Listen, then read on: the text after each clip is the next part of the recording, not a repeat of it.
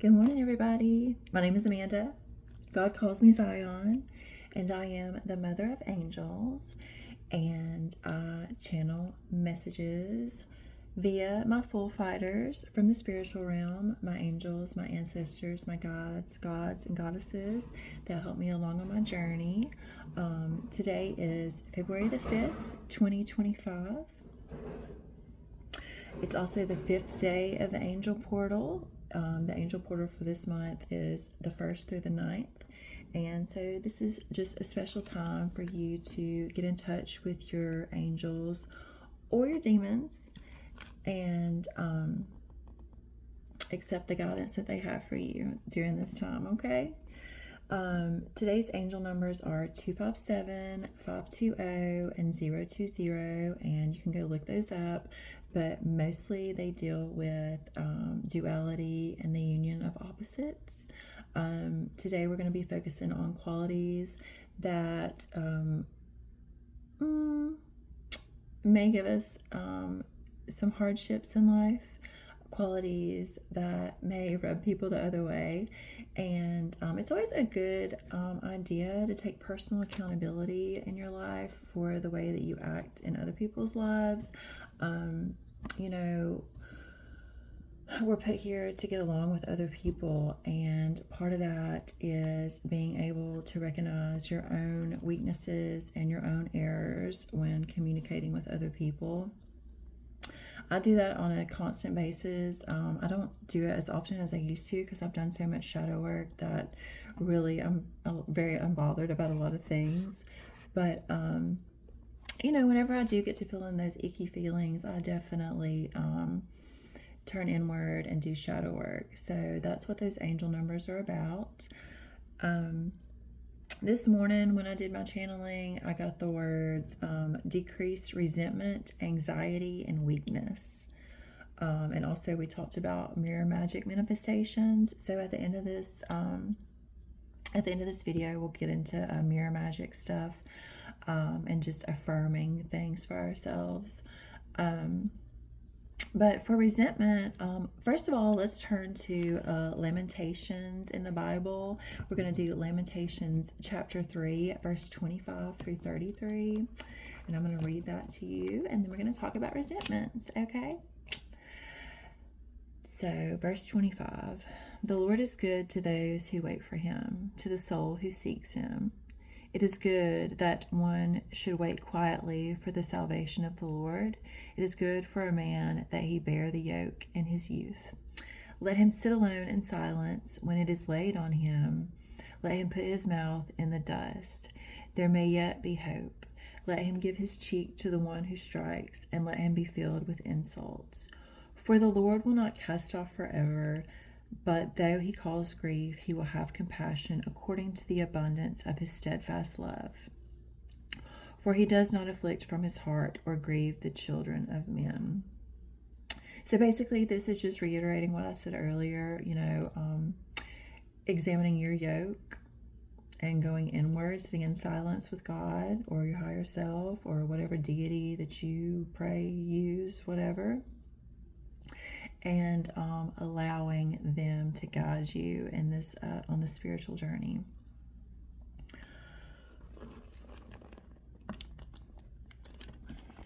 So let's talk about what is resentment.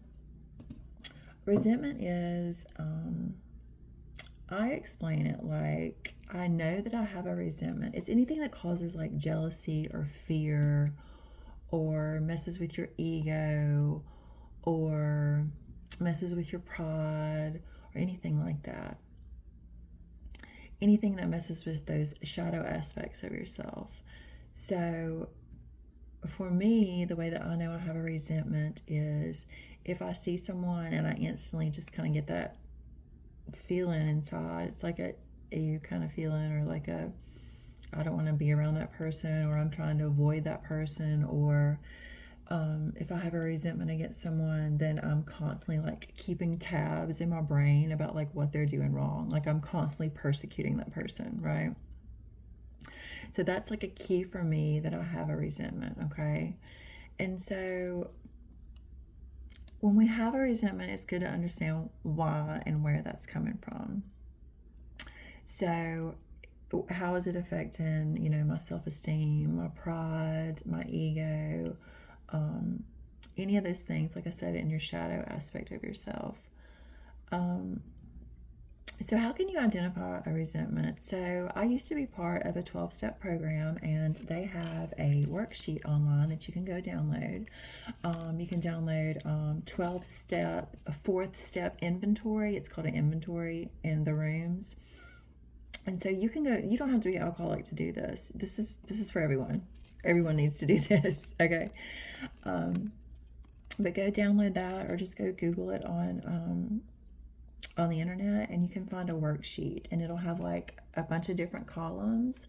And what you do is you like write out the resentment, and then you like examine how it makes you feel. And then the next column will be a column about what your part is, like what your personal accountability is in the situation that you're having a resentment about.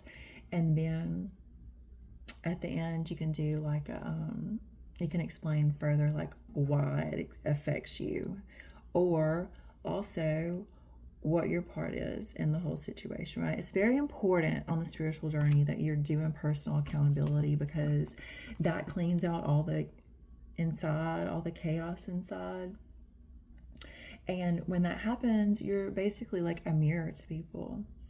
And you open all these gifts, and you just vibrate. Basically, you're vibrating at a higher vibration, a higher frequency when you're cleaning out all the junk, all the chaos inside, all the programming, years of programming that you've had. So, go look at that. Or you don't have to do that either. Basically, all that it is writing out what your resentment is, and then what your part is. What did you do to the situation to make it worse or better? Usually worse.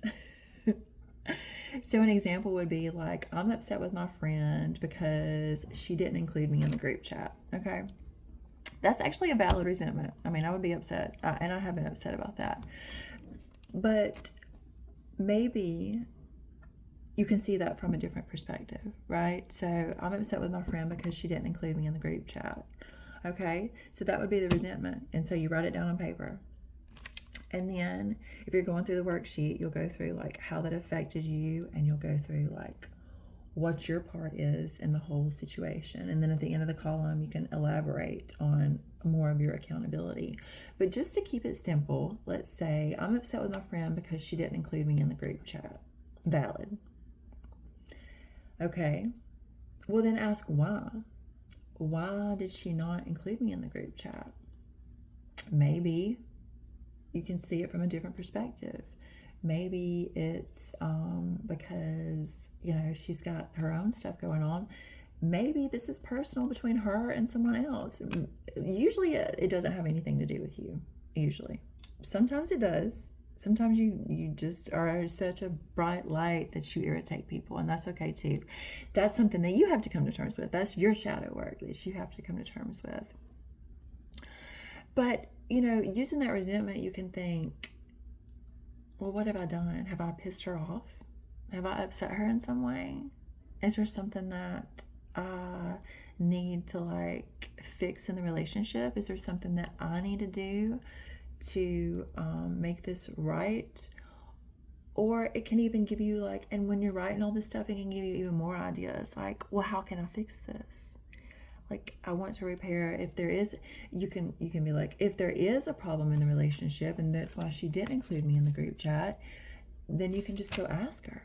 I mean, there's communication clears up so many things, because our minds love to make up stories in the absence of information, right? So like, we'll be upset about something, like we'll be resentful about something that sometimes doesn't even need to be resentful about, like it may just be a misunderstanding. So you can always just go to your friend and be like, hey, I'm feeling this way. Can you, confirm or deny that what I'm thinking is true?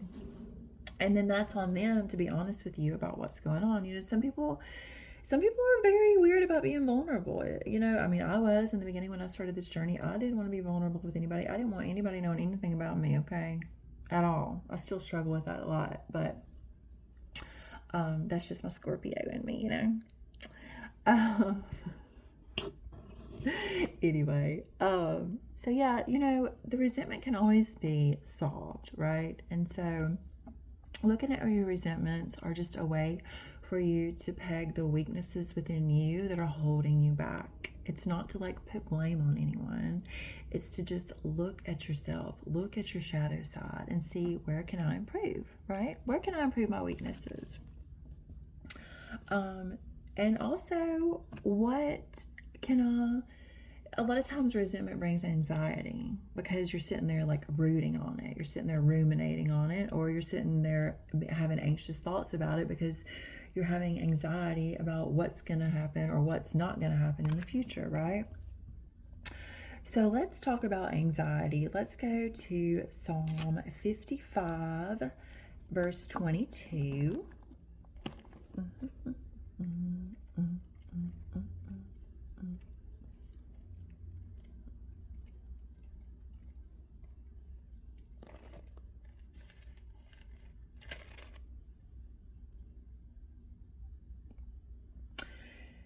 Psalm 55:22 says, "Cast your burden on the Lord, and he will sustain you. He will never permit the righteous to be moved." I love that. Cast your burden on the Lord, and he will sustain you.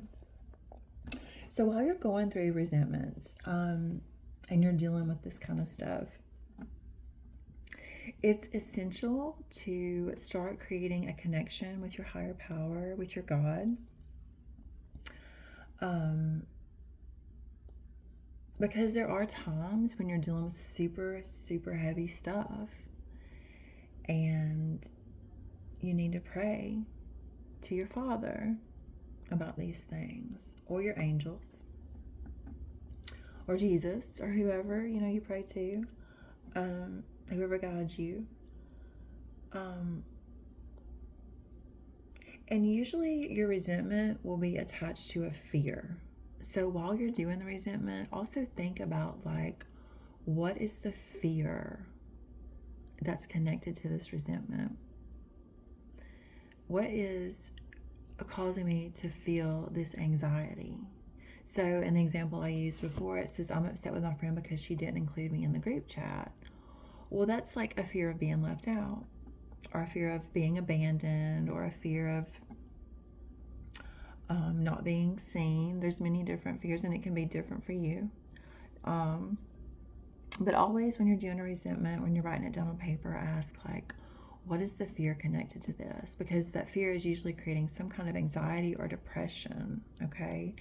And so when you realize what the fear is, you can even do like another fear inventory. You can like write the fear down and like analyze the fear. You can get to the root of the fear, right?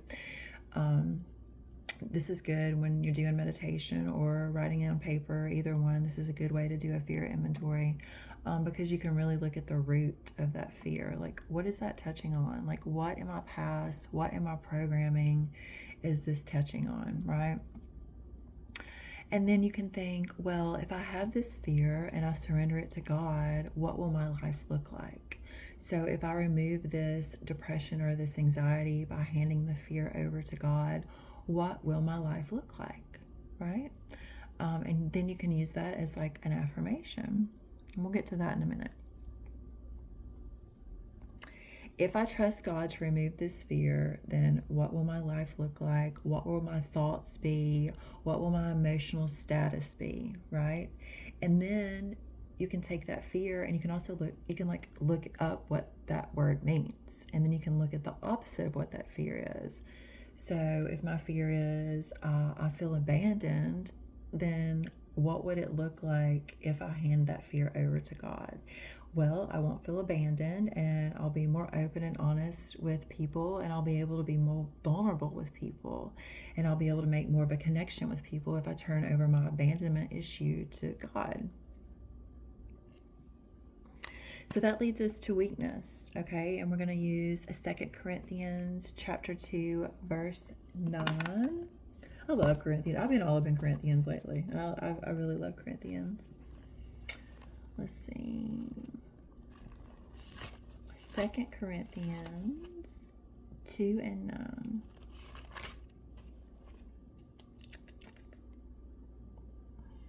And it says, this is Paul speaking. Paul wrote Corinthians, and this is what he said in verse 9. For this is why I wrote, that I might test you and know whether you are obedient in everything. So that's verse 9. Let me go on and read verse 10. Anyone whom you forgive, I also forgive. Indeed, what I have forgiven, if I have forgiven anything, has been for your sake in the presence of Christ, so that we would not be outwitted by Satan, for we are not ignorant of his designs. So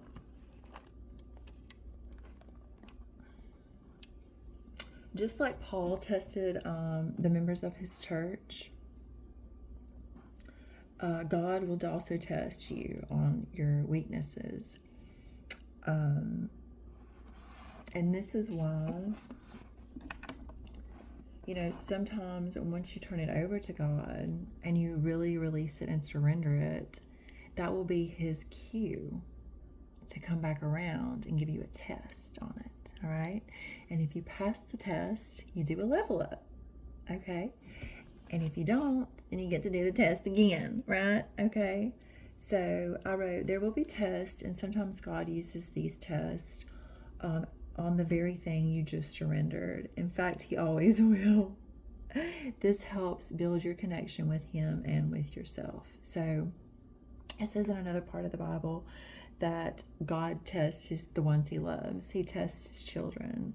So if you do surrender something and then God later on brings it up as a test, just know that God does it because he loves you. Okay? I know.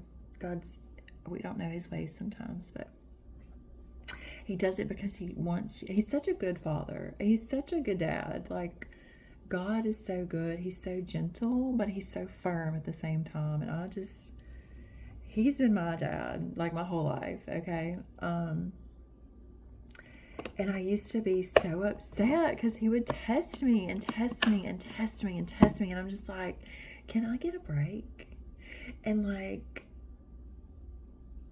sometimes the rewards would not manifest the way that I wanted to. And they would be like a small reward for a big thing. And I'd be like, God, what? WTF? What? Why did you make me go through all this? And then I get this small little reward. I know now. But there has been a lot of wrangling back and forth with me and God about the tribulations that he has put me through, the tests and the tribulations he has put me through. I'm so thankful for everything now. But in the midst of it, you cannot see that, right? So just be aware that on your spiritual journey, when you commit to the spiritual journey and you start doing the shadow work, you will be tested on the things that you surrender to the Most High. Okay? Yeah, that's going to come. All right? So let's talk about mirror affirmations, or mirror magic manifestations is what I call them, or affirmations. So in the mornings, I always do affirmations for myself. I do them for the 7 different chakras. And if I have time, or if I feel like if I'm under heavy spiritual warfare, I'll write them on my mirror with a little expo marker. And I do that because, one, I practice glamour magic. I always have.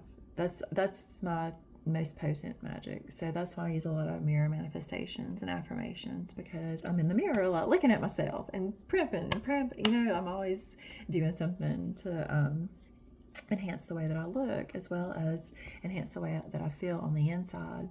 And so what I'll do is I'll write down 7 affirmations, and each one's connected to the chakras.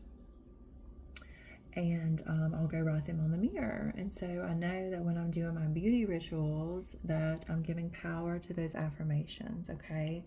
So like for the example that I used about the group chat, our fear was abandonment. And a beautiful affirmation for that would be, I am fearfully and wonderfully made, because I'm God's creation. That would be a beautiful affirmation for you to put on your mirror today. I am fearfully and wonderfully made. I am a conqueror of tests and trials and tribulations. I speak positivity to my inner child. And just, if you're dealing with abandonment, just think about all the ways that the chakras deal with your abandonment wounds and your abandonment issues, and speak to each chakra that way. And then just go write it on the mirror, okay? And light a candle for amplification, okay? Listen, I do not promote, let me just say this real fast. It's just popped in my head. I don't promote witchcraft. I'm not a witch girl. I'm not a witch. I do high magic. I do magic from the angels. I'm not a witch. So that's just a disclaimer. I don't know who needed to hear that, but I'm not a witch. I'm a priestess. I am the high priestess. Okay. Yeah. So that's how I do my mirror affirmations, my mirror magic manifestations. If you have any comments, please leave them at the bottom. Subscribe to my channel. If you have any questions, let me know. I don't check my comments that often, but if I happen to see them, I will definitely respond. But most of the time, I'm not checking my comments. I'm just here to give you the message. If you'd like to reach out to me, I'm going to put my email in the description. And if you would like to sow into this ministry, I'm also going to put some links below that you can do that, okay? But that's all I got for y'all this morning, and I hope y'all have an awesome day. Bye.